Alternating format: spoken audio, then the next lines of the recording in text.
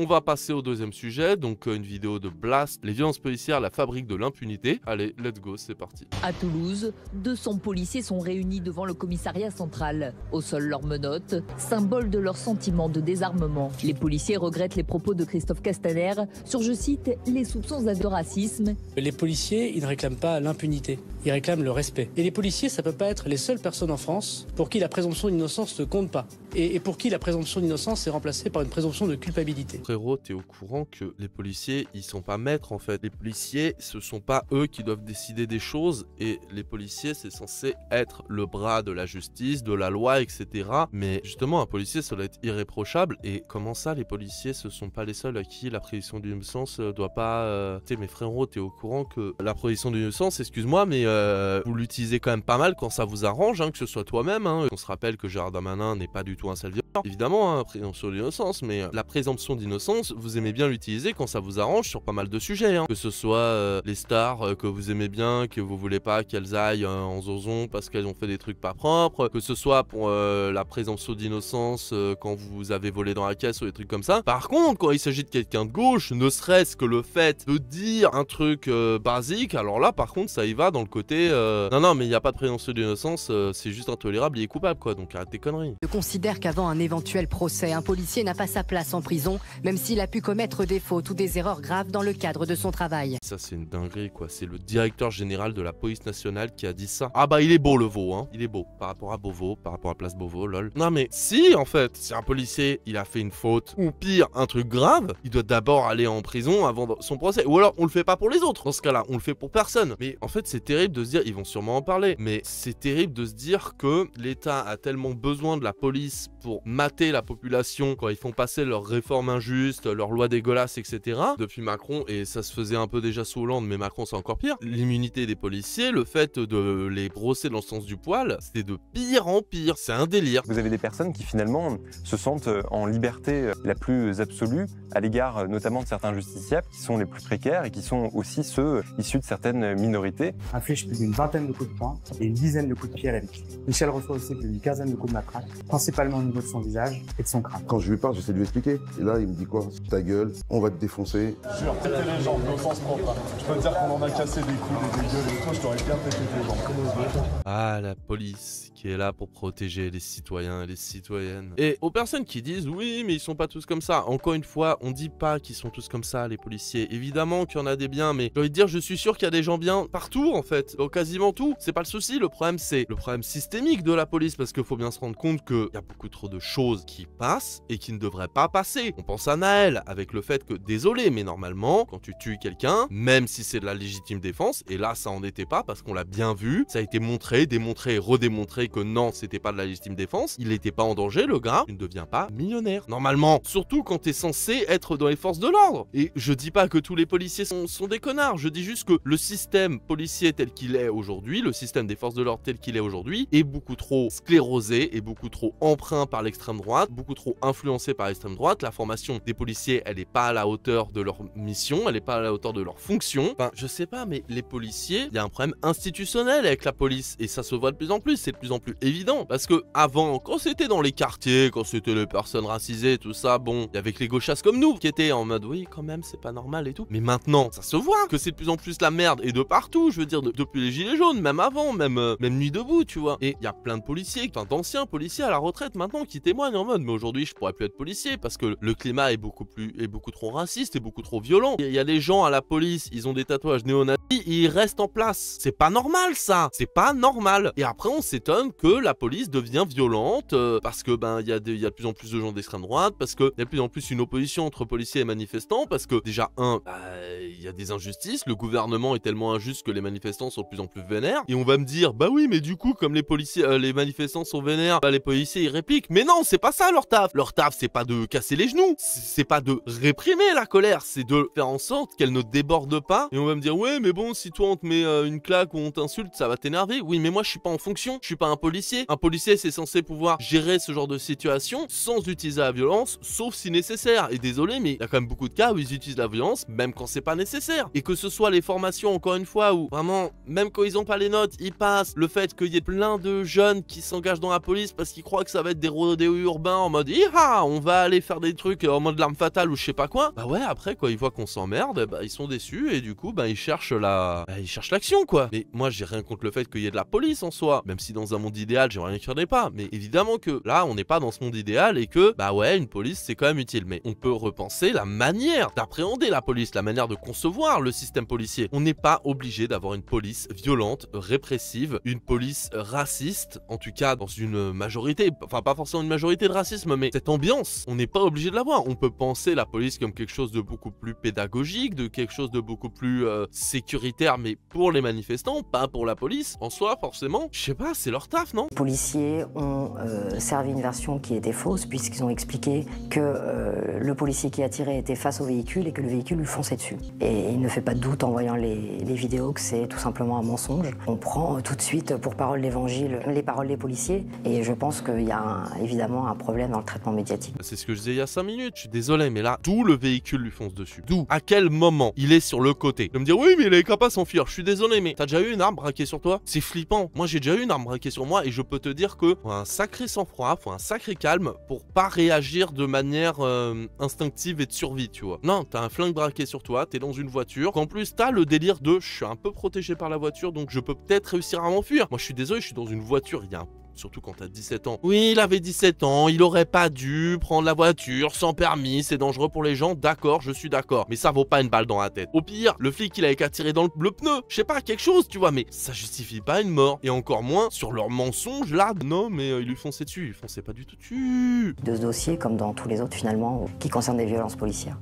Ils se sentent investis d'une forme de mission de justicier qui serait une mission permanente et pour laquelle ils n'auraient pas de compte à rendre devant la loi et devant la justice. Vincent Brengart, avocat au barreau de Paris, associé au sein du cabinet Bourdon Associés. J'exerce essentiellement dans le contentieux du droit pénal et des libertés publiques. J'ai pu également donner des chroniques pour Blast. Et enfin, je suis l'auteur de plusieurs livres. Dans ma pratique d'avocat, j'ai été confronté à un certain nombre de dossiers dans lesquels des personnes se plaignaient d'agissements fautifs de la part de fonctionnaires de police. Et on s'est rendu compte, à travers ces différents dossiers, de la difficulté qu'on pouvait avoir à pouvoir obtenir justice, obtenir que des enquêtes soient faites, obtenir que des condamnations interviennent. Et finalement, la multiplication de ces expériences, la multiplication des obstacles que nous avons rencontrés a permis véritablement d'avoir une réflexion structurelle pour se rendre compte qu'en fait, nous sommes confrontés à des difficultés d'ordre systémique. Voilà, c'est ce que je disais, c'est le système policier qui a un problème. C'est le fait qu'ils aient une impunité, ils aient un passe-droit sur beaucoup trop de choses, parce que l'État a besoin d'eux pour réprimer la population. Et vous imaginez le problème? C'est pas normal. C'est pas normal qu'on puisse pas questionner la police, questionner le fait qu'ils soient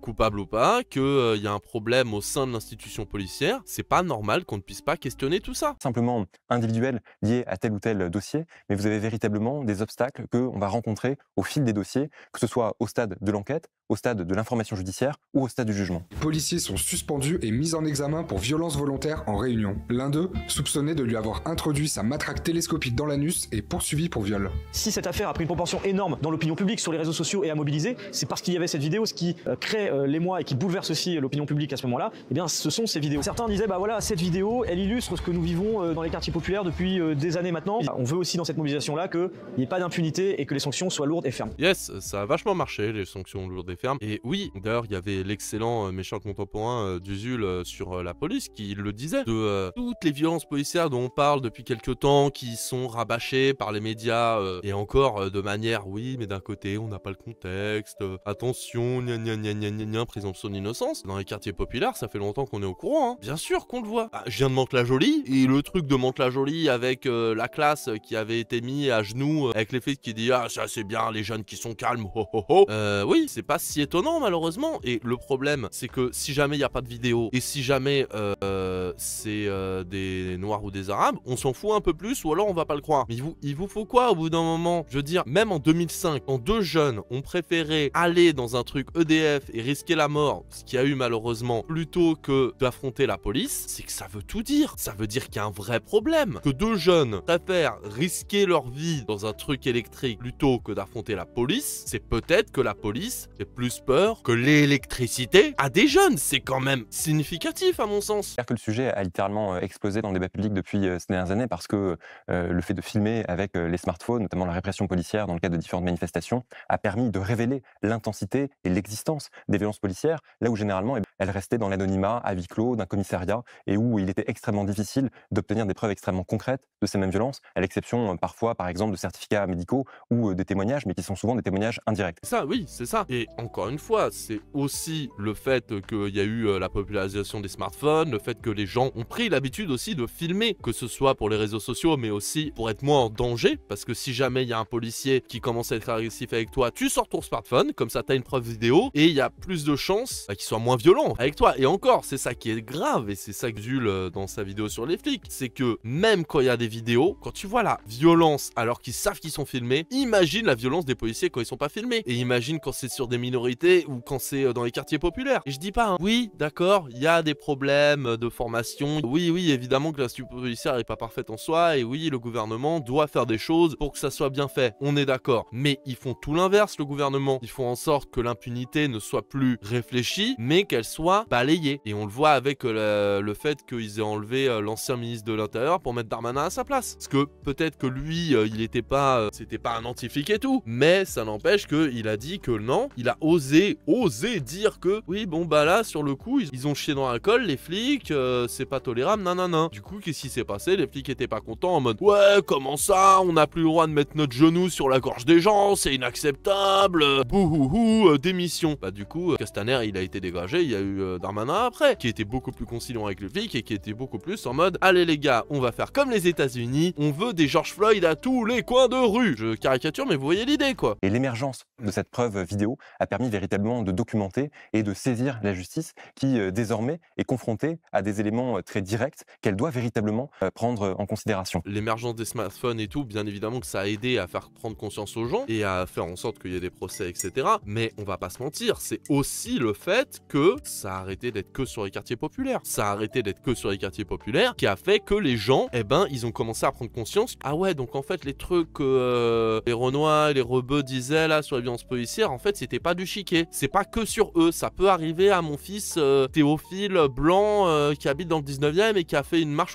pour le climat. D'accord, donc la violence policière, elle est réelle et en plus, elle s'applique aux petits blancs. Ok, ça plus les vidéos, ça a fait vraiment poser des questions à l'opinion publique. Et heureusement. Et le problème, c'est qu'en plus, d'accord, oui, c'est bien, les gens, ils se sont posés des questions sur les violences policières, sur comment on fait. Le problème, c'est qu'en effet de réactance, eh ben, les policiers, en tout cas une partie des policiers, une partie du gouvernement et une partie de l'extrême droite, de la droite traditionnelle, etc., se sont encore plus renforcés dans leur défense et dans leur non, mais faut laisser les policiers faire, faut laisser machin, let's go. Et le problème, c'est que du coup, ça a fait une confrontation encore plus forte entre les deux et qui donne ce qu'on a aujourd'hui. Venu aujourd'hui pour dénoncer ce crime abject a été commis sur Ammar Slimani, un jeune originaire de Tazmalt. Il a été assassiné par un policier hors service qui l'a abattu à proximité avec 7 balles, dont une directement sur la tempe. Non, mais c'était de la légitime défense. À Skip, c'était de la légitime défense, vous inquiétez pas. Hein. Je me rappelle de cette affaire, c'est, si je dis pas de conneries, c'est le pauvre gars qui a été tué. En gros, il squattait la cabane de jardin de la mère du flic. Il avait jamais fait de problème, il avait jamais rien dégradé. Juste, en fait, il survivait, tout simplement. Il faisait ce qu'il pouvait pour survivre, le pauvre. Alors oui, c'était pas légal. Oui, il aurait peut-être pas dû et tout, mais bon, d'un côté, t'as déjà vécu dans la rue, t'as déjà été en précarité au point de juste avoir un toit, c'est un luxe. Non, alors ta gueule. Mais tout ça pour dire que, ok, tu appelles les flics pour le dégager, ok, tu le dégages toi-même, tout ça, pourquoi pas. Je peux comprendre en vrai, c'est un inconnu qui est chez toi, t'as pas envie, ok, pourquoi pas. Mais là, c'est pas de la légitime défense. Là, tu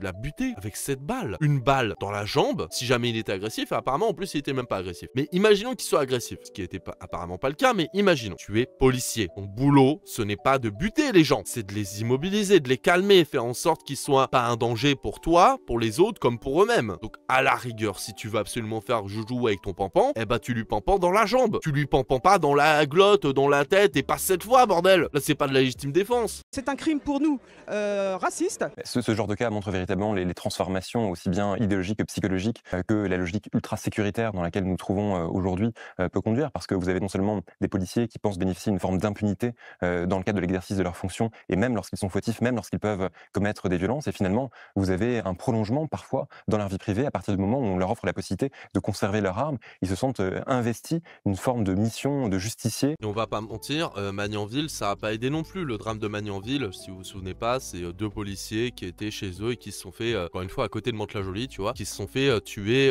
hors de leur service chez eux. Ça a beaucoup joué, ça on va pas se mentir que c'est un drame, c'est horrible, ça doit pas rester impuni, ça on est totalement d'accord que à la fois c'est terrible et en plus que ça a augmenté la peur et la méfiance et donc la violence chez certains policiers qui ont commencé à se dire, certains qui étaient peut-être dans le doute de ouais bon on n'est peut-être pas obligé de tabasser tout le monde, mais qui se sont dit là bon on va peut-être faire quelque chose quoi. Mais en vrai cette impunité dont il parle et tout, moi en fait ça me fait beaucoup penser aux hommes et femmes politiques. Je sais pas pour vous, mais moi ce truc ça me fait énormément penser aux hommes et femmes politiques qui, sous couvert d'une mission, se croient libres de pouvoir faire tout et n'importe quoi sans qu'on leur casse les couilles. Et c'est ça qui est terrible, c'est le côté, les politiciens ont tellement besoin des policiers qu'ils leur donnent l'occasion d'être aussi, de se sentir aussi légitimes à faire de la merde qu'eux, à mon sens. Qui serait une mission permanente et pour laquelle ils n'auraient pas de compte à rendre devant la loi et devant la justice. Et donc c'est une américanisation d'une certaine façon aussi de notre modèle de pensée et de notre modèle répressif. Parmi les facteurs qu'on peut observer, il y a déjà une complaisance de l'appareil policier et de la hiérarchie policière.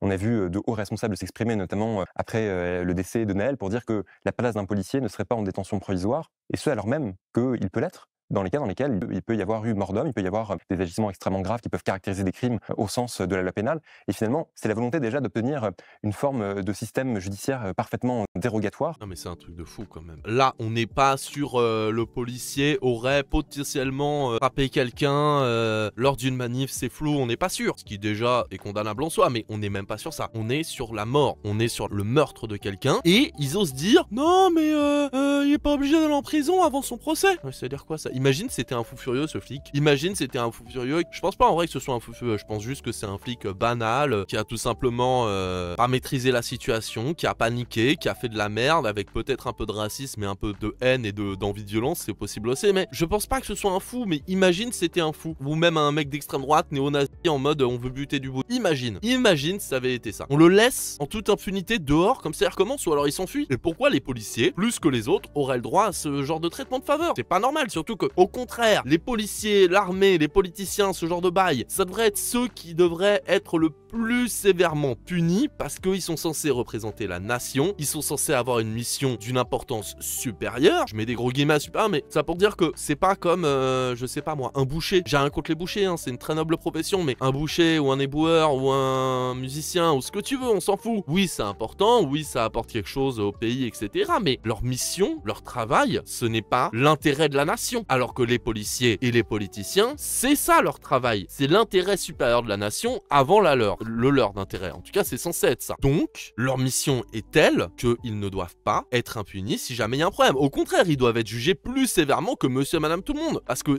leur mission est tellement haute et sacrée que la sanction doit être à la hauteur de la mission. La sanction doit être à la hauteur de la mission et c'est pas ce qui se passe. Et qui viendrait en violation d'un principe qui est un principe fondamental, qui est celui de l'égalité des citoyens devant la justice. Donc déjà, il y a cette complaisance de l'appareil hiérarchique policier. Ensuite, on voit aussi que les pouvoirs publics ont plus que jamais besoin des fonctionnaires de police dans le cas des opérations de maintien de l'ordre, notamment à l'occasion de la réforme des retraites, à l'occasion également des manifestations dans le cadre de la mobilisation des Gilets jaunes, où plus que jamais le pouvoir a été menacé par l'expression populaire, a été menacé par la mobilisation populaire, et que faute de pouvoir apporter une réponse politique, eh bien, il a mis les policiers et il a mis les gendarmes en première ligne de cette opposition populaire. C'est ce que je disais tout à l'heure en fait, c'est que Macron principalement, mais pas que, mais Macron veut tellement garder son jouet, il veut tellement garder sa ligne directrice que lui il a décidé et qu'il est tellement intelligent, tellement beau et en plus il sent bon que tout le monde est débile à sa place, donc tout le monde est débile en comparaison de lui, donc il a raison et il veut faire comme il veut, que si jamais les gens ils sont pas d'accord, et ben au lieu d'essayer de faire, je sais pas, ce que n'importe quel président et personne de pouvoir devrait faire normalement, c'est-à-dire écouter le peuple, essayer d'arrondir les angles, faire en sorte de faire baisser le taux d'énervement populaire, non pas à coup de répression, mais à coup de négociation. Mais il sait pas faire négocier Macron, il est nul en négociation. Lui il sait, c'est comme je veux, et Quignon, eh ben je vous emmerde et je rentre à ma maison. Sauf que sa maison c'est l'Elysée, donc il fait ce qu'il veut. Et il avait tellement besoin des policiers pour ça, parce qu'il ne sait pas négocier, il ne sait pas lâcher du lest, qu'au lieu de dire, bon, ma manif des retraites, elle passe clairement pas, là les gens ils sont beaucoup trop chauds, je vais soit la modifier assez pour que ça passe, soit l'annuler purement et simplement, ce qu'il aurait pu faire, et en plus ça lui aura donné du crédit politique de l'enlever cette réforme, en mode il y aura plein de gens, pas forcément des gens de gauche ou d'extrême droite, hein. La part des gens indécis, apolitiques, etc. se serait dit quand même il a écouté le peuple, c'est pas un dictateur en puissance, Jupiter c'est peut-être un peu exagéré, etc. Mais non, c'est pas ce qu'il a fait. Ce qu'il a fait, c'est tout simplement let's go la police, let's go tabasser du manifestant, et ça a donné ce que ça a donné. Et pour continuer à pouvoir faire ça, eh ben il faut pas qu'ils se mettent les policiers à dos. Et bien évidemment qu'à partir du moment où ils sont mis en première ligne, ils attendent des gages, ils attendent des garanties, et parmi les garanties, on observe ce qui équivaut à un véritable statut qui est un statut dérogatoire, un statut d'exception pour finalement réduire à peau de chagrin les poursuites dont peuvent faire l'objet les policiers. Et en vrai, je les comprends, les policiers. D'une certaine manière, je les comprends. Macron te dit, bon, on va vous envoyer au charbon, vous allez être devant les manifestants en colère, allez, réprimandez-moi tout ça, hop, hop, hop, hop, hop, hop. Vous allez faire ça aux gilets jaunes, vous allez faire ça aux manifestants, donc en plus, vous allez faire ça même pas au quartier populaire, même pas aux jeunes racailles décérébrés de cité, là, vous allez faire ça à monsieur, madame, tout le monde, à vos voisins, des blancs, vous allez faire ça à des blancs, à des jeunes, etc. Donc déjà, faut que niveau conscience, ils soient d'accord avec tout ça, les policiers, et en plus, faut leur donner des billes, oui, parce que sinon ils y vont pas, ou alors ils y vont à reculons. Donc moi je comprends les policiers qui veulent des trucs, le problème c'est que les policiers ils ont pas compris que ce qu'il leur fallait, c'était pas plus de droit de péter des bouches, c'était faire en sorte qu'il y ait plus besoin de péter des bouches. C'est ça la diff. Vous ne vous rendez pas compte du niveau d'ensauvagement de la société française aujourd'hui. Il faut un tournant en matière pénale, la loi et l'ordre. Il faut donner beaucoup plus de moyens à nos forces de l'ordre. Il faut les protéger par la présomption de légitime défense. Enfin, parmi d'autres éléments, vous avez aussi la montée en puissance des discours d'extrême droite. Ce sont les dernières études qui ont été révélées. On est à plus de 60% qui expriment leur intention de vote pour l'extrême droite, pour le Rassemblement national, ce qui est totalement colossal et ce qui montre bien qu'il y a véritablement un basculement idéologique. Regardez-moi ça. Ça c'est en 2017, hein, donc ça a monté depuis. Mais alors, l'extrême gauche pour les militaires, c'est 0,5% et c'est 1% pour les policiers. Donc je pense que là, c'est les vieux policiers ou les très très jeunes, mais ça m'étonnerait. Hamon-Mélenchon, c'est 6-8%, c'est que dalle. Et c'est Hamon plus Mélenchon. Hein. Macron, bon les militaires, ils sont chauds et les policiers un peu moins. Fillon-Dupont-Aignan, c'est pas mal, hein, c'est même pas mal du tout. Mais bon, ça va sauter. Et Le Pen, 54% des policiers votent Le Pen et 41% des militaires. Vous vous rendez compte ce que ça veut dire? Ça veut dire que 54% des forces de l'ordre qui doivent gérer les affaires dans les quartiers, qui doivent gérer les affaires en règle générale, qui doivent s'occuper de parler à la population, dont les populations des milieux défavorisés, des banlieues, avec beaucoup d'ethnies diverses, votent Le Pen. À votre avis, qu'est-ce qui va se passer? Et moi, c'est ça qui me tue, c'est que tu veux donner plus de moyens aux policiers, ok, vas-y. Tu veux faire en sorte qu'ils soient moins blessés, normal, vas-y. Par contre, il faut une vraie formation, il faut un vrai truc pour faire comprendre aux flics que non, il n'y a pas d'impunité, vous pouvez pas faire de la merde, et que votre rôle supérieur envers la nation va avant vos préférences électorales. Sauf que c'est pas ce qu'il veut, Macron. C'est pas ce qu'il veut. Parce que s'il fait ça,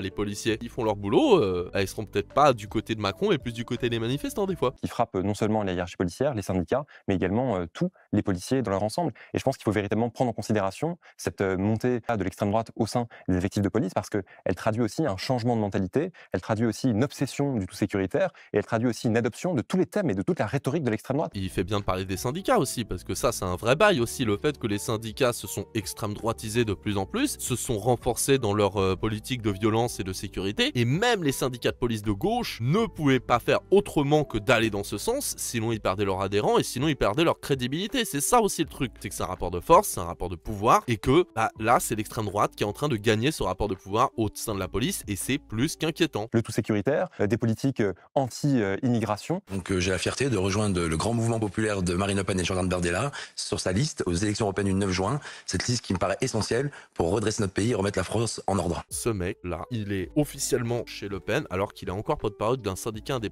indépendant des commissaires de police. En vrai, les policiers comme les militaires, pour moi, ça devrait être des gens qui n'ont pas le droit pendant leur fonction, pendant qu'ils sont encore policiers et militaires. Après, ils font ce qu'ils veulent, hein. Une fois qu'ils ont démissionné ou qu'ils se sont fait virer, ils font ce qu'ils veulent. Mais pendant qu'ils sont policiers ou militaires, ne devraient pas avoir le droit d'être dans des partis politiques, de droite ou de gauche, hein, on s'en fout. Ils ont le droit de donner leur avis, bien sûr, comme tout le monde. Et encore, les militaires, c'est autre chose. Mais les policiers, ils ont le droit de donner leur avis, bien sûr. Mais ils ne devraient pas avoir le droit d'aller dans un parti politique parce que leur intérêt, ça doit d'abord être celui de la nation avant leur intérêt de valeur politique. Ça me paraît logique. Et donc ça connaît des répercussions extrêmement concrètes sur le terrain parce que vous avez des personnes qui finalement se sentent en liberté la plus absolue à l'égard notamment de certains justiciables qui sont les plus précaires et qui sont aussi ceux issus de certaines minorités et pour lesquels finalement le discours politique viendrait absoudre des comportements fautifs à leur encontre. Il est bien évidemment qu'il ne s'agit pas de dire que le métier de policier n'est pas facile parce qu'il peut être confronté à des situations sociales qui sont particulièrement délicates à gérer. Non mais il a raison, je l'ai précisé tout à l'heure mais je le reprécise, évidemment qu'il y a énormément de contraintes à être policier et d'ailleurs force à toutes les policières et policiers qui m'écoutent et qui eux et elles essayent d'être vraiment républicains, qui essayent vraiment de faire leur taf de manière consciente et de manière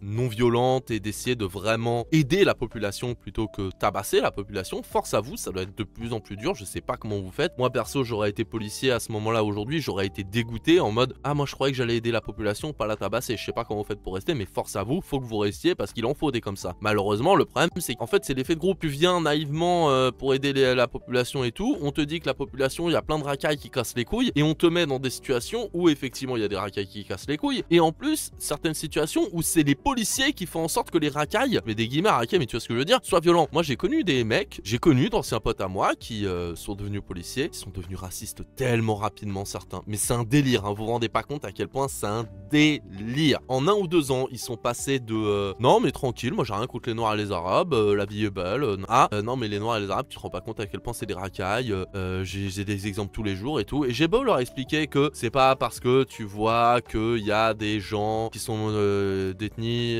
non blanche qui foutent le bordel, que c'est-à-dire que tous foutent le bordel, et que justement vous faites des descentes surtout dans les quartiers défavorisés, jamais dans les quartiers riches où pourtant il y a des gens qui font des crimes, que ce soit du blanchiment d'argent, de la drogue, etc. Et mais non, ils veulent pas l'entendre parce qu'ils sont matrixés. Faut pas sous-estimer le matrixage qu'il y a au sein de la police, même pour les personnes bonne foi. C'est ça le plus grave d'ailleurs, c'est qu'il y en a beaucoup de bonne foi qui sont à voir. Maintenant, il y a une différence entre cette difficulté de gérer ces situations sociales pour lesquelles, après tout, ils sont parfaitement et normalement formés. Oui, bon, ils sont pas très bien formés des fois quand même. Et oui, il y a des situations qui sont horribles. Je veux dire, quand t'arrives dans une maison avec une femme battue ou les enfants battus ou Purple, tu vois, genre de truc, c'est horrible. Mais en tant que policier, tu dois péter un plomb. Moi, je comprends qu'il y en a, ils sont tombés en dépression. Mais il n'y a pas assez de formation, il n'y a pas assez de soutien psychologique à ce niveau-là, c'est terrible.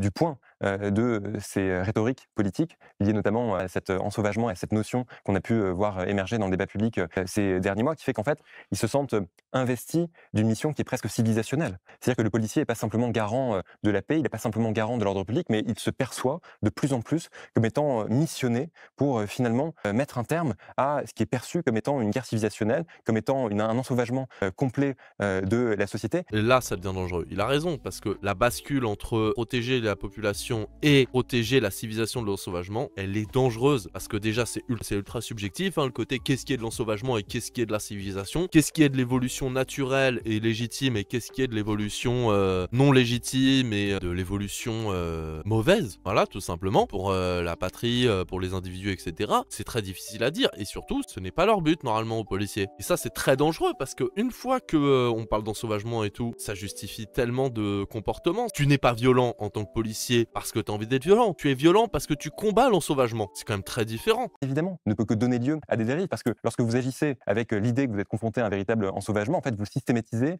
la manière dont vous agissez, et vous ne faites absolument plus la part des choses entre les différentes situations. Et puis, dès lors qu'en fait, vous êtes pris dans le main dans le sac parce qu'on a pu vous filmer en train de faire un croche-patte, on a pu vous filmer en train de frapper tel ou tel manifestant ou tel justiciable, eh bien, vous prétextez immédiatement de vos conditions de travail, vous prétextez immédiatement du fait que vous comprenez bien, c'est parce qu'en fait, toute la société est gangrénée par la délinquance, et le fait que toute la société soit gangrénée par la délinquance, eh bien, ça fait que parfois, oui, nous sommes humains et nous pouvons commettre des erreurs. Sauf que c'est ton taf, en fait. C'est ton taf de faire en sorte de pas commettre ce genre d'erreurs. Et je dis pas, hein, des erreurs, ça peut être commis. Évidemment, personne n'est parfait. Surtout dans un métier aussi difficile que celui de policier. Mais il y a une différence entre commettre une erreur et le faire parce que t'as envie de te défouler, parce que c'est marrant, parce que machin. Il y a une différence. Et surtout, c'est ton taf d'être au service de la population, pas de la tabasser. Donc si jamais t'arrives pas à te contenir quand un manifestant il t'insulte, eh ben tu changes de métier. Opinion sur l'usage de force par les policiers et les gendarmes en 2024, donc en février. Alors, gendarmerie, question. Dans certains cas, l'utilisation de plus de force qui est prévue par les règles devrait être tolérée. Alors, chez les gendarmes, il y a 54% de oui et 69% de oui pour les policiers. C'est énorme, c'est énorme. Et 54% des gendarmes considèrent que certains cas, l'usage de plus de force de ce qui est prévu par les règles devrait être toléré. C'est énorme, et surtout, évidemment que dans certains cas extrêmement rares que d'ailleurs j'ai pas d'exemple en tête pour vous dire à quel point c'est rare. Oui, plus de force, ça peut être légitime. Mais le problème, c'est qu'à force de légitimer tout et n'importe quoi, en termes d'utilisation de la force, et pas de la force dans Star Wars, et ben ça fait qu'on en arrive à ce genre de dérive, où les gens, ils se sentent légitimes pour utiliser la force pour le moindre près de travers. Sauf que véritablement, ça n'a pas de sens, parce que, encore une fois, ils sont astreints à une déontologie qui est extrêmement stricte, ils sont astreints au respect de la loi pénale comme n'importe quel justiciable, et je rappelle notamment que la circonstance tirée de l'exercice de fonctions qui sont des fonctions notamment de policiers est une circonstance aggravante. Et on observe en tout cas ces dernières années un véritable basculement entre ce qui est normalement une circonstance aggravante vers une circonstance atténuante. Ce qui est tout à fait spectaculaire, c'est que même lorsque vous avez des personnes qui décèdent, et je pense notamment à Cédric Chouviat,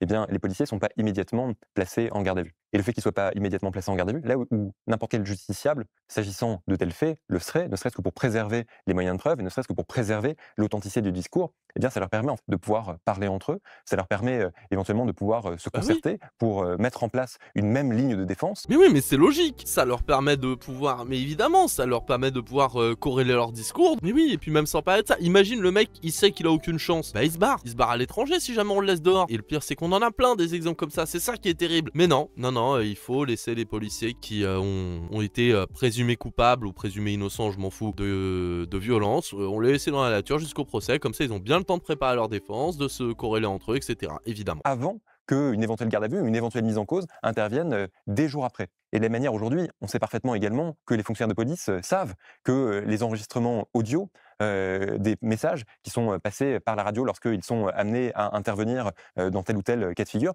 peuvent être écoutés, enregistrés et être utilisés dans le cadre des enquêtes et dans le cadre des informations judiciaires. Et moi, par exemple, j'étais confronté à plusieurs cas dans lesquels vous aviez des messages radio qui faisaient état d'une situation d'émeute, qui faisaient état d'une situation d'une extrême tension, de jet de projectiles. Et en fait, lorsque on avait les constatations matérielles sur place, on se rendait compte qu'on retrouvait absolument pas de bris de verre, on retrouvait pas le moindre projectile et qu'il était extrêmement difficile de venir caractériser une quelconque situation d'émeute ou une quelconque situation d'extrême tension au sens où elle avait été présentée par le biais de la radio. Et d'ailleurs, ça me fait vachement penser à l'un des premiers épisodes de South Park où l'oncle de Stan disait ouais, on n'a pas le droit de chasser, par contre la loi nous permet de tuer un animal s'il se montre agressif. Et du coup, il voit un lapin au loin qui mange, qui fait sa vie, et là l'oncle de Stan il fait attention, il fonce droit sur nous, et pom, il le shoot. Parce que juste il a dit il fonce droit sur nous, du coup c'est légal. Mais c'est un peu ça en fait qu'ils font. C'est vraiment ce genre de délire. Et en plus, ils mentent quoi. Pas tous évidemment, mais ils mentent. Situation d'extrême tension au sens où elle avait été présentée par le biais de la radio. Et d'ailleurs, ça se vérifie aussi bien s'agissant des conditions d'intervention immédiate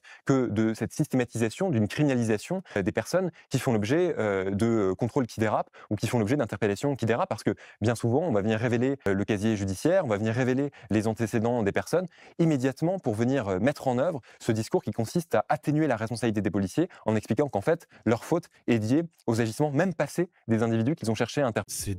C'est débile. Genre, tu sais, genre, ah mon dieu, il avait un casier judiciaire qui date d'il y a 5 ans, donc ça mérite qu'il se fasse tuer ou tabasser, c'est n'importe quoi. Par contre, ce qui est bizarre, c'est que par contre, dans ces cas-là, ironiquement, ça s'applique ni aux politiques et ni aux policiers, ce genre de truc. Genre, un politique qui a été condamné ou qui a un casier parce qu'il a volé de l'argent, détournement de fonds, blanchiment, tout ça, on s'en fout. Et un policier qui a des antécédents de violence ou un tatouage de nazi, etc. Là, on s'en branle aussi. Par contre, pour un petit gars de quartier qui a dealé du shit une fois quand il avait 16 ans, alors là, il méritait la balle dans la tête. Hein. Déjà, ce qui est extrêmement délicat, c'est que les affaires qui donnent lieu à des violences policières ne sont pas systématiquement dépaysées. Ça signifie que la juridiction dans laquelle les faits ont pu être commis va être celle qui va lancer des investigations, va être celle qui va décider des suites à donner à telle ou telle affaire. Et c'est quoi pour débile? C'est-à-dire que c'est les collègues de ceux qui ont commis le meurtre qui vont juger du meurtre. Ah oui, mais mais comment ça pourrait mal se passer? Évidemment qu'ils vont être objectifs sur leurs collègues avec qui ils taffent depuis 10 ans. Évidemment, je veux dire... Dans le code pénal, il y a notamment un lien qui est hiérarchique entre le parquet et les fonctionnaires de police dans le cadre d'enquêtes de tous les jours qui peuvent être menées. Et donc, on voit véritablement la difficulté qui peut se poser pour un procureur de la République, pour un juge d'instruction, de mettre en cause des policiers ou des gendarmes qui sont des auxiliaires et qui sont des personnes avec lesquelles ils peuvent travailler de façon quotidienne. Ensuite, au sein de l'institution policière, il y a d'autres mécanismes qui encouragent cette impunité. Dans le cas de certains lanceurs d'alerte qui avaient accepté et eu le courage de révéler des faits fautifs de la part de leurs collègues, qu'en fait, non seulement leurs collègues ont pu se retourner contre eux, et la hiérarchie policière a pu se retourner contre eux en décidant de sanctions à leur encontre. Donc à partir du moment où vous avez non seulement des magistrats pour lesquels il existe le lien de confiance quotidien qui est établi et que en plus, s'agissant des collègues, eh bien, il y a une forme de complaisance qui peut s'installer au regard d'une loi du silence qui existe, évidemment que c'est extrêmement difficile d'obtenir des témoignages témoignages autres que celui de la personne qui était victime des faits ou des témoignages de témoins qui, eux, n'auraient pas d'intérêt immédiat. Vous vous rendez compte? Donc non seulement on va faire juger le policier dans son fief, donc là où avec tous les collègues où il connaît, et même les policiers ou les personnes qui ont le courage de parler, eh ben on va les emmerder, on va leur foutre les pressions. Comment vous voulez que l'institut policier soit saine si jamais il y a des choses comme ça qui arrivent? Je veux dire, évidemment que s'il y a des problèmes et qu'on peut pas les dire les problèmes parce que sinon on va être lourdé, bah les problèmes ils vont continuer, évidemment. Et que l'objectivité de la personne qui juge le policier, ben elle est importante, elle est super importante. Enfin je sais pas, ça devrait être logique tout ça, c'est ça qui m'énerve en fait, c'est que sans déconner, Sherlock, putain, évidemment. Les voies d'amélioration, elles peuvent être assez nombreuses. Déjà, c'est peut-être de permettre d'avoir des mécanismes qui offrent la possibilité d'avoir des témoignages beaucoup plus immédiats de personnes qui sont aux alentours. Par exemple, on ne pratique pas suffisamment l'appel à témoignage lorsque vous avez des faits de violence et qui ont été commis soit par des policiers, soit par des gendarmes, alors qu'on sait que parfois ça peut se jouer en l'espace de quelques minutes et que vous avez des personnes qui peuvent assister à la scène. Je citais tout à l'heure l'affaire de Cédric Chouviat, vous avez quand même des automobilistes qui étaient à proximité. On peut citer également les affaires dans lesquelles, dans le cadre de manifestations, vous avez des manifestants qui tiennent à proximité et qui pourraient parfaitement donner leur témoignage à la justice. Ça c'est fou ça, je comprends même pas en fait. Je comprends pas comment on peut pas voir à quel point c'est gros en fait tout ça. Ah oui, si tu te renseignes pas et si tu prends que les discours ministre de l'Intérieur, des policiers ou CNews et compagnie, ouais je comprends que tu puisses pas comprendre, mais au bout d'un moment quand tu vois tout ça, tu vois bien qu'il y a un problème avec l'institution policière, tu vois bien qu'il y a un problème dans la façon de gérer les problèmes, les drames, et que ça encourage les bavures avec des gros guillemets, ça me rend fou. Qui tiennent à proximité et qui pourraient parfaitement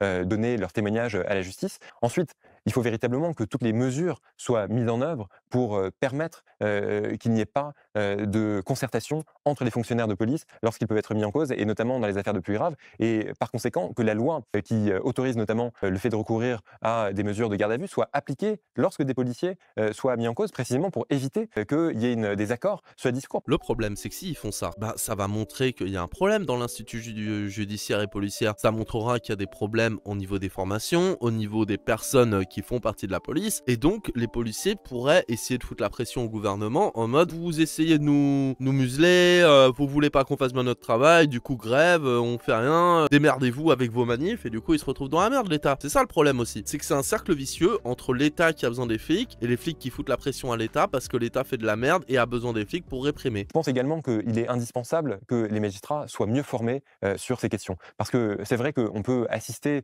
à des dérives parfois lorsque des juridictions sont spécialisées, et c'est le cas notamment en matière antiterroriste, où ça donne lieu parfois à une approche notamment de la peine qui est une approche forfaitaire, et ça donne lieu aussi à des dérives parce que vous avez des magistrats qui osent même avoir recours aux mécanismes antiterroristes pour avoir à connaître de faits qui concernent par exemple la mobilisation écologique. Parmi les autres clés d'amélioration, moi je suis partisan d'un dépaysement systématique des affaires dans lesquelles vous avez des policiers qui sont mis en cause, précisément pour qu'ils puissent rendre compte devant un appareil judiciaire qui n'est pas celui dans lequel ils peuvent exercer leurs fonctions. C'est terrible parce que tout ça, ça devrait être logique en fait. C'est des trucs où tu te dis pourquoi c'est pas fait avant, pourquoi c'est pas fait depuis longtemps tout ça. Si jamais tu prends pas en compte évidemment le fait que le gouvernement veut garder le policier dans sa main, etc. Mais j'ai déjà dit tout ça. Mais c'est terrible parce que ça devrait être des évidences, mais non. Si vous n'avez pas de garde-fou, s'il n'y a pas de garantie pour les justiciables de pouvoir obtenir des enquêtes indépendantes, eh bien ça donne lieu à des comportements qui peuvent être des comportements qu'on voit s'inscrire dans une forme de normalité et qui peuvent en tout cas donner lieu à une répétition dans le temps, dans l'espace, si encore une fois, il n'y a strictement aucune poursuite et aucune condamnation. Et je pense aussi que c'est, d'un point de vue plus global, la question de la vision que nous devons avoir de notre police, c'est-à-dire que c'est une vision d'un organe qui est censé être un organe pacificateur, et on doit vraiment se méfier de ce que peut entraîner cette logique d'impunité, parce qu'on voit notamment à travers les différents rapports qui ont été rendus, et par exemple celui du rapport du défenseur des droits, que vous avez en plus un lien de confiance qui est rompu entre la police et la population. En fait, c'est ça qui est terrible, c'est que nous, on n'a plus confiance envers les policiers, mais les policiers n'ont plus confiance en nous. Et ça fait un serpent qui se mord la queue en mode c'est de pire en pire. Et les gouvernements font rien pour empêcher ça. Au contraire, je pense qu'ils sont plutôt contents d'avoir les policiers de leur côté, quitte à ce que ce soit du tout répressif. Le problème, c'est que tout ça, ça fait monter l'extrême droite, parce que bah du coup, ça fait des tensions dans la population, que les policiers s'extrême droitisent de plus en plus, et que les gens qui font confiance à la police et en discours gouvernemental sont de plus en plus attirés par l'extrême droite, qui est en plus dédiabolisée, etc. Donc c'est terrible, c'est terrible. Et ça, c'est tout à fait dommageable, parce que, encore une fois, les fonctionnaires de police doivent pouvoir agir dans un lien de confiance. Et il est bien certain que le fait de ne pas les punir lorsqu'ils peuvent commettre des infractions pénales ne peut que déliter ce rapport. C'était très cool, mais terrifiant, et ouais, va falloir que quelque chose soit fait, parce que ça peut plus continuer comme ça, mais malheureusement, les politiques, ça les arrange bien que ça se passe comme ça, surtout en Macronie, où ils veulent absolument garder le contrôle. Voilà, la vidéo est terminée, le best-of est terminé, j'espère que ça vous a plu. N'hésitez pas à vous abonner à la chaîne, Twitch, tout ça, tout est en description. Alors maintenant, à savoir si la police est de droite ou de gauche, ça je sais pas, mais en tout cas, faut vraiment qu'on la réforme. Allez, salut!